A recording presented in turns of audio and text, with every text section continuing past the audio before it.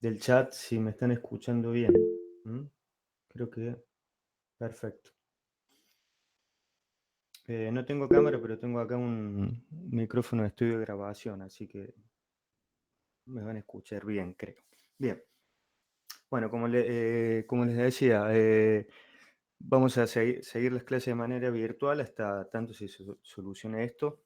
Esperemos que sea pronto. Y bueno, sepan tener paciencia porque no he dado clases de esta manera. Bien, la clase pasada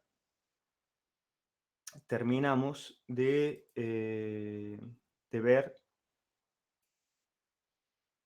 lo que es un modelo matemático aplicado a el problema del paracaidista y solucionamos el mismo utilizando el método de Euler, ¿no?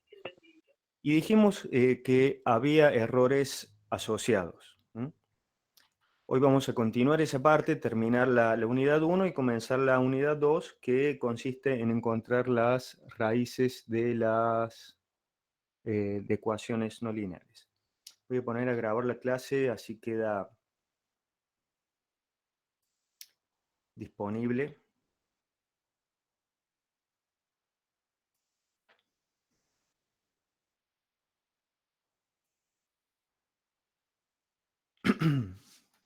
Bien, continuamos. Entonces, habíamos llegado hasta la definición de error. Habíamos dicho que hay dos tipos de errores que siempre van a estar presentes cuando uno soluciona numéricamente algún problema utilizando la computadora o una calculadora, que son, por un lado, los errores de redondeo y por otro lado, los errores de truncamiento. Siempre ambos errores se contraponen. El error de redondeo se debe a la capacidad limitada que tiene una computadora o una calculadora para almacenar datos. Inclusive si uno escribe una expresión racional, puede estar cometiendo un error de redondeo, si lo hace inclusive a mano. Por ejemplo, si uno está escribiendo un tercio, ¿a qué es igual esto? Bueno, puede ser 0.3, 0.33, todo depende de la cantidad de dígitos que tengamos para almacenar esa información. Es decir, que ese error siempre va a estar presente. Por otro lado, tenemos el error de truncamiento, que es el error del método propiamente dicho. Es decir, cuando pasamos de una formulación exacta, por ejemplo, como vimos en la clase pasada, para calcular una derivada, la aproximamos con un cociente incremental o diferencia finita, es decir, la pendiente de la recta tangente a la curva en este punto la aproximamos como la pendiente de la secante que pase por el propio punto y otro punto próximo. Ahí estamos cometiendo un error. La pendiente verdadera es la pendiente de esta recta y la estamos aproximando como la pendiente de esta recta, ¿no? Cateto opuesto sobre el cateto adyacente. Es decir, que ese error siempre va a estar presente también. Y cuando uno aumenta, el otro disminuye, ¿no? Entonces, eso hay que tenerlo en cuenta. Y también habíamos dicho que uno, y de hecho en el ejemplo que vimos, uno podía disminuir el error de truncamiento. En el caso del problema del paracaidista, sería que la curva numérica se aproxime mejor a la curva exacta, disminuyendo el paso o el delta de tiempo. Eso disminuiría el error de truncamiento. Pero uno no lo puede disminuir indefinidamente hasta llegar al límite, como sería el caso de una derivada, porque la computadora no va a poder diferenciar entre dos números próximos entre sí. Es decir, que cuando es muy pequeño el paso, comienza a preponderar el error de redondeo. Bien. Y antes de hacer una aplicación de estos conceptos, vamos a ver otros dos conceptos. Uno es el de cifras significativas que seguramente han visto en física 1, o introducción a la física, que es el número de dígitos confiables o certeros eh, con los que puede uno expresar una cantidad, ya sea que se ha calculado o se ha medido.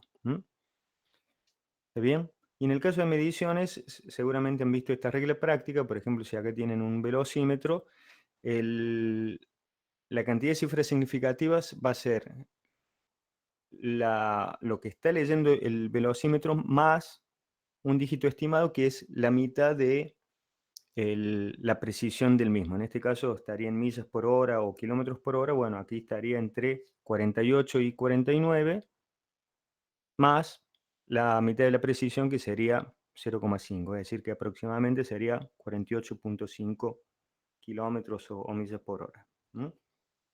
Bien, luego vamos a ver una receta, una fórmula que viene de la análisis de error para poder expresar un resultado de un cálculo en base al número de cifras significativas. Ya vamos a hablar de esto. Y otro concepto es el de exactitud y el de precisión, que uno en la vida cotidiana lo utiliza de manera indistinta, pero aquí son diferentes. La exactitud tiene que ver con la cercanía de los valores calculados o medidos respecto del valor verdadero. El valor verdadero en este gráfico, tiro al blanco, sería precisamente el centro del mismo. Por lo tanto, un tiro exacto sería un tiro que esté justamente en el blanco. Y tiros con bastante exactitud serían tiros que estén cercanos al blanco. Ahora, esos tiros pueden estar dispersos entre sí o no, como es en este caso. Aquí no estarían dispersos entre sí. Entonces, ahí entra el concepto de precisión. La precisión tiene que ver con qué tan cercanos están los valores medidos o calculados entre sí, sin importar si el promedio de esos puntos está cercano o no al valor verdadero, que es, en este caso, el centro.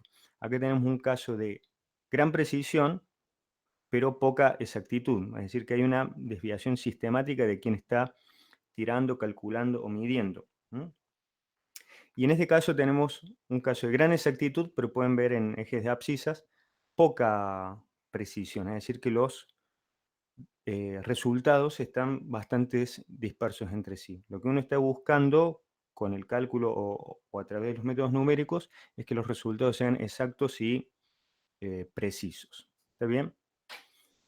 Eh, y la inexactitud tiene que ver con esto, con la desviación sistemática, ¿no?, de los valores medidos. Acá hay una desviación sistemática y aquí también. Poca exactitud y poca precisión. Y lo contrario de precisión es la imprecisión o incertidumbre. Qué tan dispersos están los resultados o mediciones entre sí. Em, ¿Alguna duda hasta ahí? Creo que es bastante simple el concepto. Si no es así, sigo adelante.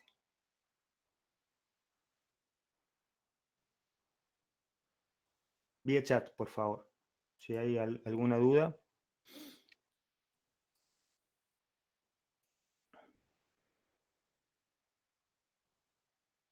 Ok, seguimos entonces. Bien, tengo tos, pero todavía no tengo coronavirus. Así que bueno, sigamos. Bien, vimos también la clase pasada la definición de error y el error verdadero. ¿Se acuerdan que comparamos el resultado exacto del problema del paracaidista, porque tenía solución exacta, con la dada por el método de Euler? Bien, la definición de el error es verdadero, es la diferencia entre el valor verdadero y el aproximado, ¿no? Y esto va a tener las dimensiones que tenga la cantidad que está definiendo el valor verdadero. Si, por ejemplo, en el problema del paracaidista, que uno estaba queriendo calcular velocidades, tanto el valor verdadero como el aproximado tendrá unidades de dimensiones de velocidades. En el sistema internacional serán metros sobre segundos. Por eso es error verdadero absoluto. Se denota con una E mayúscula sub T porque esto viene de la nomenclatura en inglés, ¿no? Ahora, si uno quiere saber qué tan importante es ese error o cuál es el peso del mismo, lo tiene que relativizar respecto a un valor que en este caso es el valor verdadero. Ahora, y generalmente esto se hace de manera porcentual, ¿no? Y se lo denota con epsilon sub t. Ahora, si bien es muy, muy bonita esta definición, no se le puede aplicar en la práctica. ¿Por qué? Porque uno lo que está queriendo hacer es estimar una solución, porque precisamente no conoce la misma y obviamente no conoce el valor verdadero.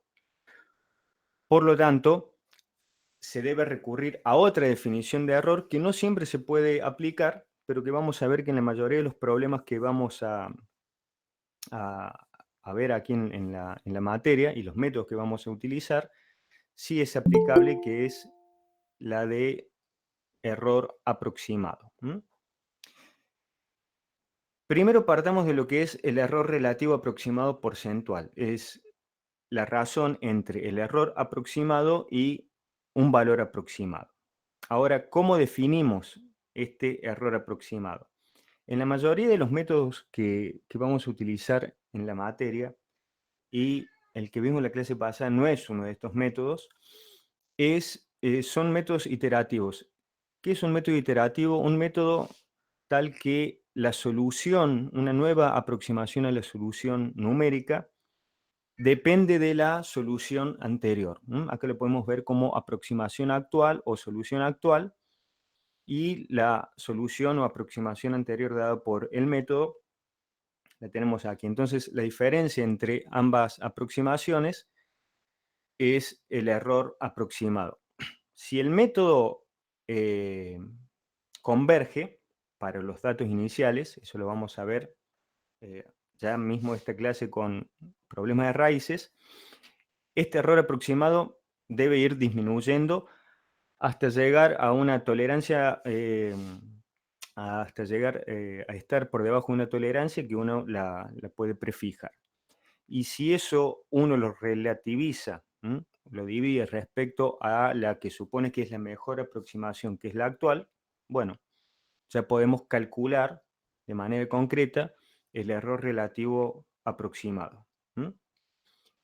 Entonces, ese error relativo aproximado que tiene signo, generalmente lo vamos a utilizar de manera en términos absolutos, porque lo que importa es la magnitud. Aquí lo tenemos en el valor absoluto del error relativo aproximado.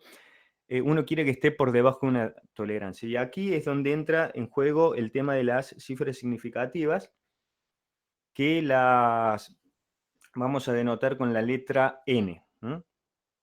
La letra n luego se va a utilizar para otra cosa también en la materia. Bueno, en esta unidad tengan en cuenta que es el número de cifras significativas, es decir, el número de cifras confiables. Eso lo podemos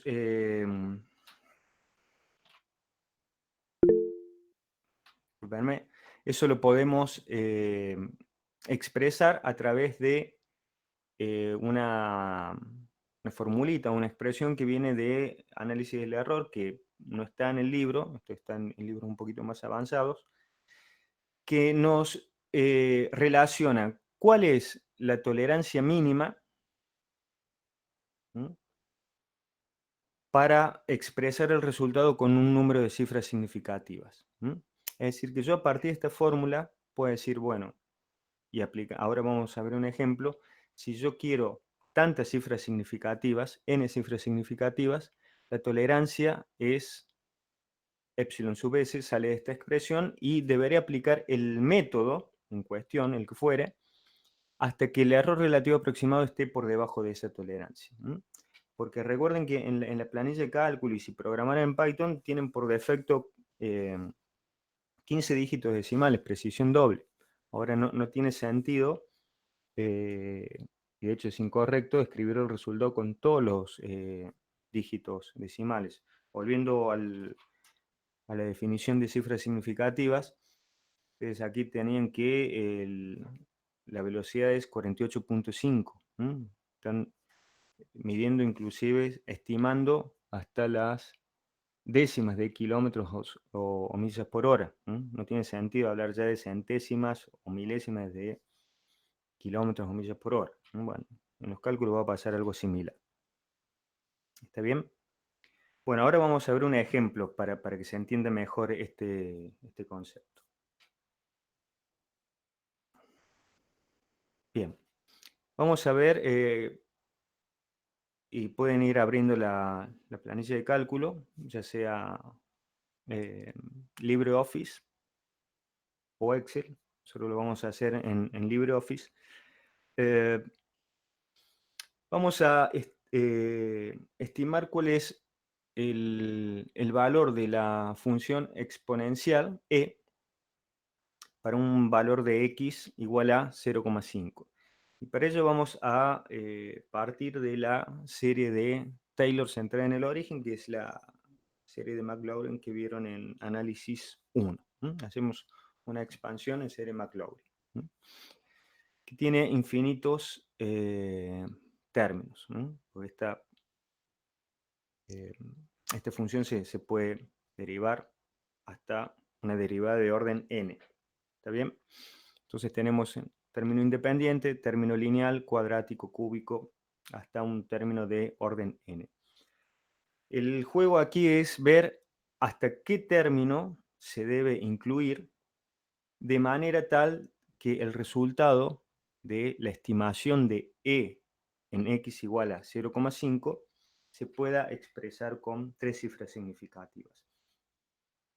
La computadora, la planilla de cálculo va a trabajar por detrás siempre con 15 dígitos decimales.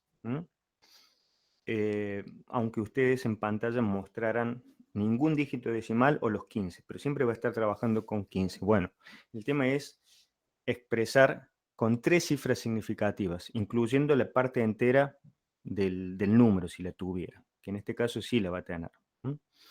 Entonces, para eso vamos a abrir la planilla de cálculo y vamos a ir agregando términos a la serie de Taylor o Maclaurin aquí en el origen, evaluada en 0,5 y calcular el error. Por ejemplo, el primer término va a ser 1. Cuando agreguemos el segundo término, x evaluado en 0,5 será 1.5. Entonces evaluaremos cuál es la nueva aproximación, es decir, incluyendo el término lineal, con respecto a la aproximación anterior, donde solamente se tenía el término independiente. Entonces, abrimos la planilla de cálculo. ¿Está bien?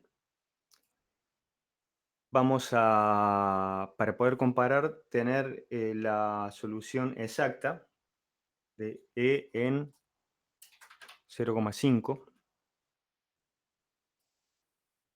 pero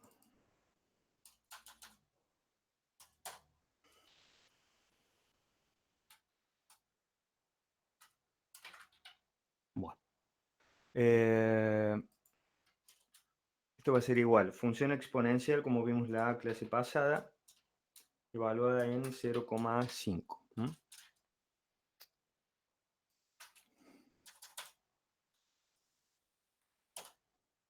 Y lo vamos a expandir este resultado para que se vean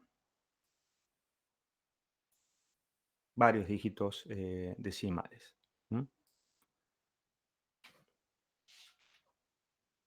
Bien. No sé por qué no me...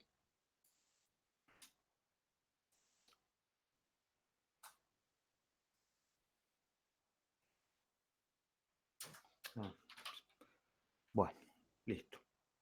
Entonces,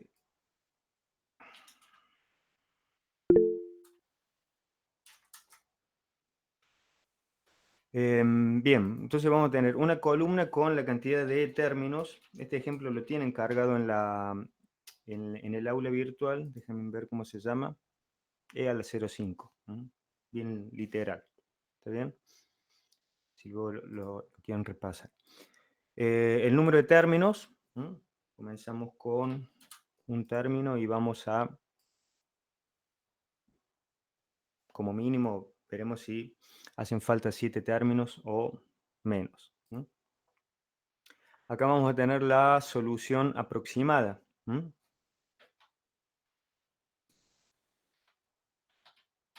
¿Está bien? Queremos evaluar, como dijimos, en x igual a 0,5. Por lo tanto, aquí vamos a utilizar una celda donde fijamos ese valor. Chequen si tienen configurado ya sea el separador decimal con comas, como es aquí en los países de habla hispana, o con punto. Bien. Y lo que vamos a hacer por un lado es calcular el error verdadero, que en este caso lo podemos hacer, aproximado, el error verdadero relativo.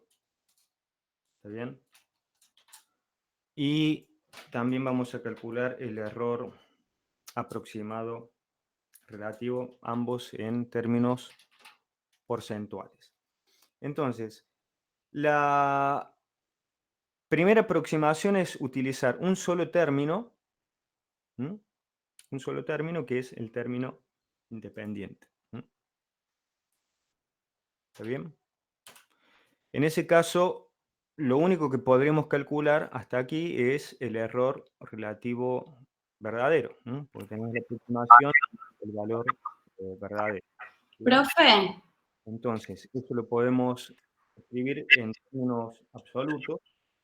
profe, Valor absoluto de, abrimos paréntesis, todo lo que va a ser calculado en términos absolutos, y abrimos otro paréntesis para poder escribir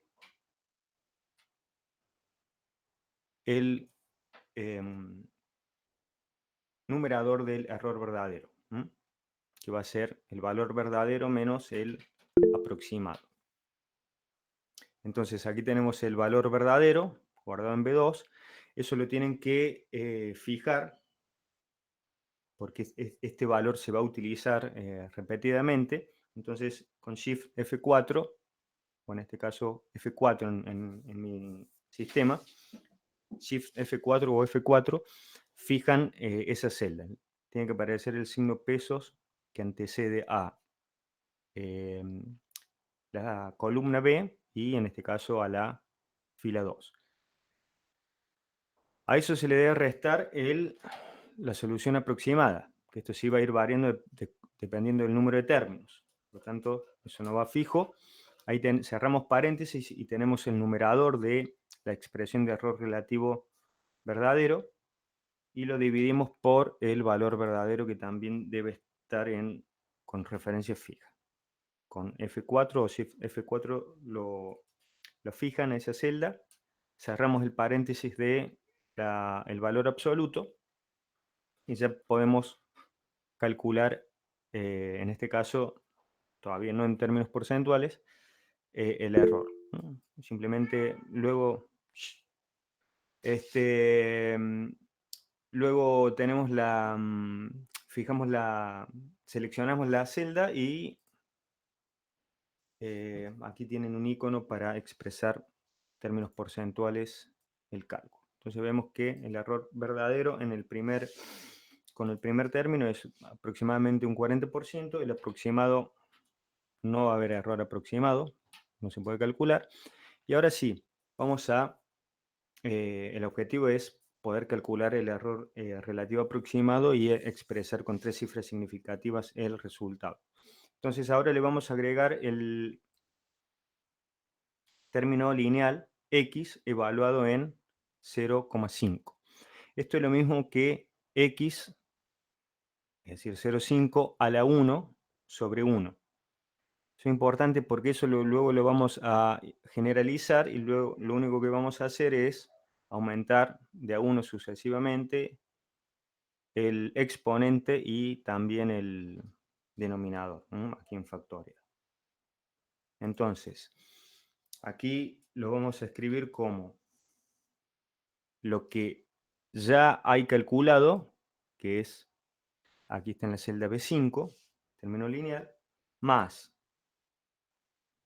donde queremos realizar la expansión, aquí, 0,5, lo debemos fijar, ¿está bien? Porque este valor se va a utilizar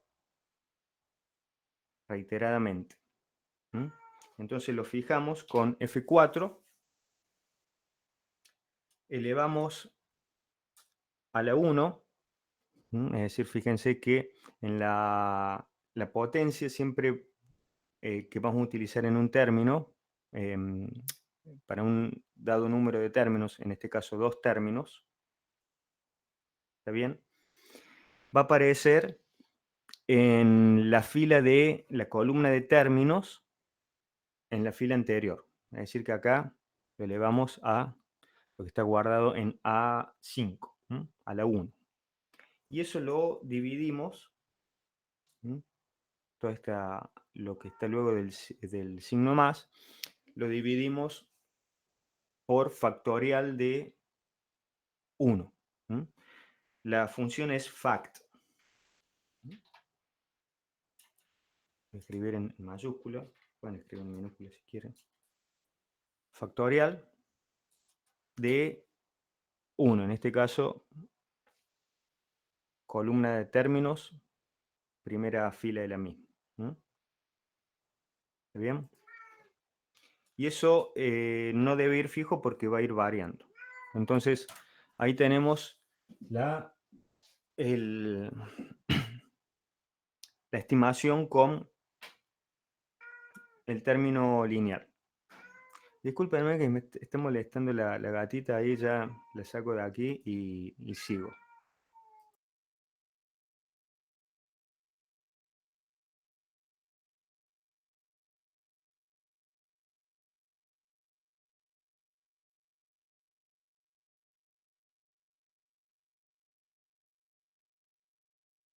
Ahí está, ahí sigo. Bien. Los bichitos, bien. Cuando están adentro, ¿quién está afuera? Cuando están afuera, ¿quién está adentro? Bien. ¿Se entiende hasta acá? ¿Alguna duda?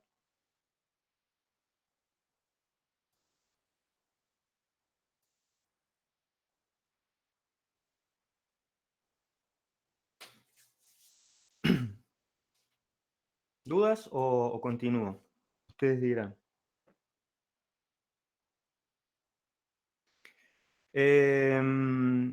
La clase va a quedar grabada en el Drive. Ya vemos lo del factorial. Va a quedar grabada en el Drive. Si tienen cuenta de la UNC, creo que la capacidad es de 100 gigas. O es ilimitada, no sé. Así que les recomiendo que abran una cuenta de Gmail en la UNC. Bien, lo del factorial. Veamos. Volvamos aquí. Fíjense que a partir del segundo término, el término lineal, aparece el exponente y el factorial. Lo que pasa es que aquí, como el exponente es 1 y el factorial de 1 es 1, no lo escribimos, así es más legible la expresión. Pero a partir de este término, para poder generalizar la fórmula, donde en cada término que vayamos agregando aparecerá un exponente y un factorial, lo debemos escribir en la fórmula. Y fíjense, por ejemplo, en el tercer término, el tercer término es el término cuadrático. Y hasta acá tenemos dos términos. Por lo tanto, en la columna aquí de términos, si nosotros queremos escribir la parte que tiene el término lineal, estamos en dos términos, el exponente es 1 y podemos utilizar como recurso lo que está guardado en la columna de términos y la fila anterior, porque este 1 coincide con el exponente y el factorial que vamos a introducir en la fórmula. Entonces, si acá resalto con F2, fíjense, lo que vamos a haber escrito es 1 más 0,5 a la 1 sobre factorial de 1. Pero eso lo vamos a generalizar, porque esta fórmula que acabo de escribir acá luego la vamos a simplemente arrastrar y nos va a servir para cada uno de los términos. El 1 está guardado, el primer término, en la solución anterior. Y a eso le debemos sumar x, que está guardado aquí en 0,5, elevado a la 1, que está guardado en la columna de términos y la primera fila de términos, luego el título.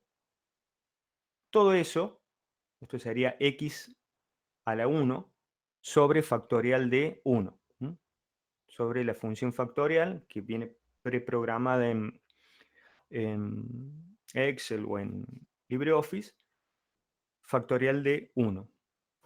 Es decir, que si yo a esta fórmula la arrastro, ya vamos a ver el valor del error, fíjense que siguió manteniendo como referencia fija el valor donde queremos estimar la función exponencial, que es en x igual a 0,5, pero se actualizaron los otros valores, porque ahora estamos calculando con 3 términos, y nos estamos basando en la solución que tenemos con 2 términos, es decir, a 1,5, hasta aquí, le estamos sumando esto, que va a ser 0,5 a la 2 sobre 2 factorial, que en este caso es 2.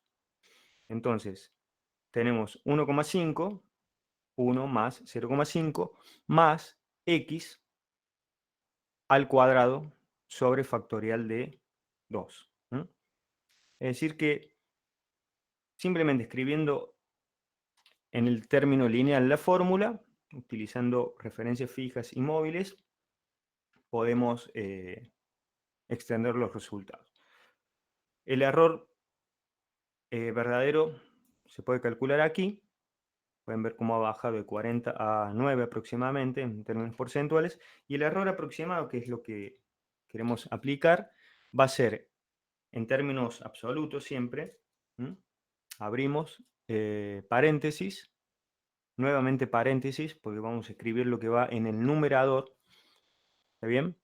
Va a ser la solución actual, es decir, si estamos en el término lineal, dos términos, el término lineal, 1,5 menos la solución anterior, donde solamente se tiene el término independiente, restamos eso, cerramos paréntesis y lo dividimos por la solución actual, que es la mejor. Está bien que en este caso yo lo tengo guardado en B6. Cerramos paréntesis de la función valor absoluto y tenemos el error. Y tiene sentido, 1.5 menos 1 es 0,5 sobre 1,5, 0,33. Por 100, 33% de error. Ahora, lo que estamos queriendo calcular es cuántos, cuál es el valor con 3 cifras significativas. En la práctica es cuántos términos de aquí vamos a tener que utilizar. Entonces, vengamos acá. Y vamos a utilizar esta expresión, ¿no? Fíjense, 0,5 queremos utilizar 3 cifras significativas, es decir, n igual a 3. Por lo tanto, lo que vamos a calcular, el epsilon s, va a ser una cosa que se me pasó a decir, que esto ya está, bueno, aquí está escrito, ya está porcentualizado, ¿no? Esto va a ser 0,5, ¿está bien? Por 10 a la 2 menos n. Es decir, en este caso va a ser 10 a la, abrimos paréntesis, 2 menos 3, porque son las 3 cifras significativas con las que queremos expresar el resultado. y esto ya está en términos porcentuales. Entonces, fíjense, tenemos 2, simplemente para que quede aquí expresado. Esto va a ser 10 a la 2 menos 3. El exponente va a ser menos 1. 10 a la menos 1 es, ¿cuánto? 1. ¿Está bien? 10 a la menos 1, perdón, 0,1. Estoy... entonces esto va a ser 0,5 por 0,1, 0,05. Lo podemos chequear aquí en la... hacer un calculito escribiendo esa expresión, ¿no? 0,5 por 10 a la 2 menos 1. A la 2, perdón, ya estoy perdido. A la 2 menos 3, donde 3 es el número de cifras significativas. Voy a guardar aquí el número de cifras significativas. ¿Está bien? Esto va a ser 3 cifras significativas, igual a 3. Y esto lo expresamos en términos, esto ya está en términos porcentuales. Cuidado que a veces es fácil equivocarse en esto. Esta expresión ya está en términos porcentuales. Por lo tanto, no hace falta multiplicarla, no es que no haga falta, no se debe multiplicar por 100. Es decir que deberemos iterar, o en este caso aumentar el número de términos, hasta que este error esté por debajo de este valor. Esto ya está en porcentaje. Esto ya está en porcentaje, cuidado. Escribir aquí, esto ya está en porcentaje.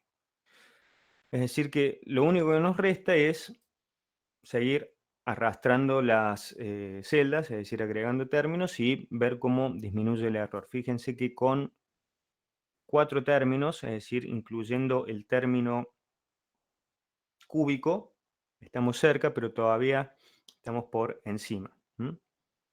Con el término cuártico, 0,16%, todavía estamos por encima de la tolerancia, y como es de esperar, si agregamos un sexto término, es decir, de una potencia quinta, ahí ya se verifica que el error relativo aproximado está por debajo de la tolerancia, que corresponde a 3 cifras significativas. Es decir que aquí es donde debemos cortar el cálculo, y este resultado que está aquí, si bien la máquina lo calcula con 15 dígitos decimales, acá estoy mostrando por ejemplo 9, 8, 9, lo correcto es escribirlo con 3, porque el error relativo aproximado está por debajo de la tolerancia, que le corresponde a 3 cifras significativas. ¿Está bien? Es decir que si escribieran tal cual está aquí el resultado, eso es incorrecto. Deben quitar los dígitos decimales hasta que queden en total 3 cifras significativas.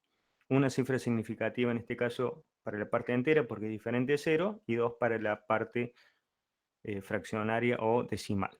¿Está bien? Es decir que este es el resultado correcto. Bien. ¿Dudas? No hay que agregar más decimales a la columna de solución. Son 3. A ver, durante el cálculo uno puede mostrar en pantalla la cantidad de decimales que quiera. Como dije, la máquina calcula con 15 dígitos decimales. Pero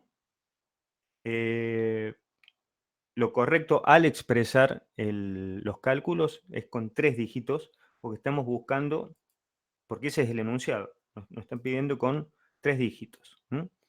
Si quisiéramos que fueran, por ejemplo, 5 cifras significativas, no dígitos, cifras significativas, bien, simplemente cambiamos acá ese número de cifras significativas, vemos cuánto debe ser la tolerancia. La tolerancia debe estar por debajo de 5 por 10 a la menos 4 o 0,5 por 10 a la menos 3 en términos porcentuales. Y acá deberíamos seguir agregando términos, ¿no?, hasta que se cumpla, y acá sí va a hacer falta agregar dígitos para poder compararlo con esto, hasta que se cumpla que el error relativo aproximado esté por debajo de esto. Entonces, si fueran 5 cifras significativas, tienen que estar por debajo de 5 por 10 a la menos 4. Fíjense que con 7 términos no lo cumple, ¿m? Pero con 8 ya sí lo hace. De hecho, se podría expresar con 6 cifras significativas. En este caso tenemos 9 por 10 a la menos 5. ¿Está bien? Bueno, entonces, si fueran 5 cifras significativas, este sería el resultado correcto. Y le agregamos las cifras correspondientes, 5 significativos. Una para la parte entera, 4 para la parte decimal. Bien. Repasen este ejemplo, háganlo en la casa, como dije, lo tienen en el aula virtual también, ¿no? Pueden jugar un poco con eso. Luego voy a fijar el horario de consulta que había quedado pendiente.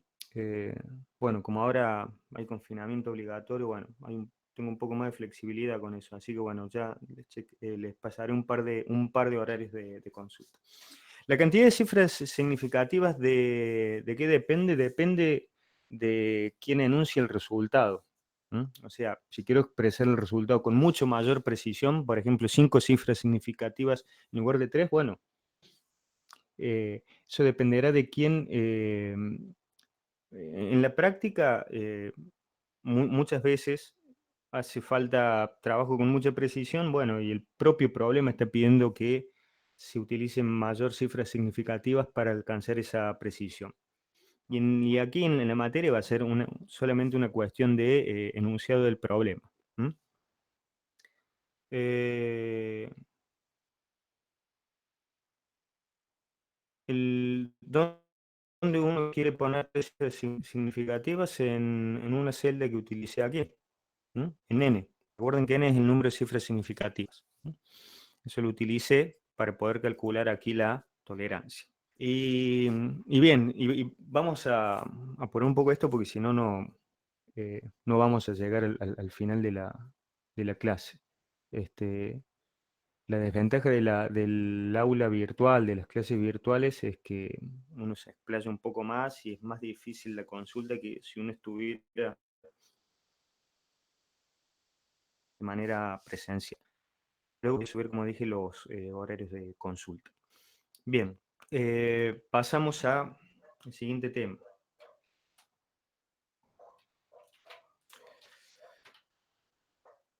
Este tema algo han visto, que es la representación de los números en la computadora y que lo hace a través del sistema binario. Para eso primero vamos a ver cómo representamos una cantidad entera mediante la notación posicional para el sistema decimal.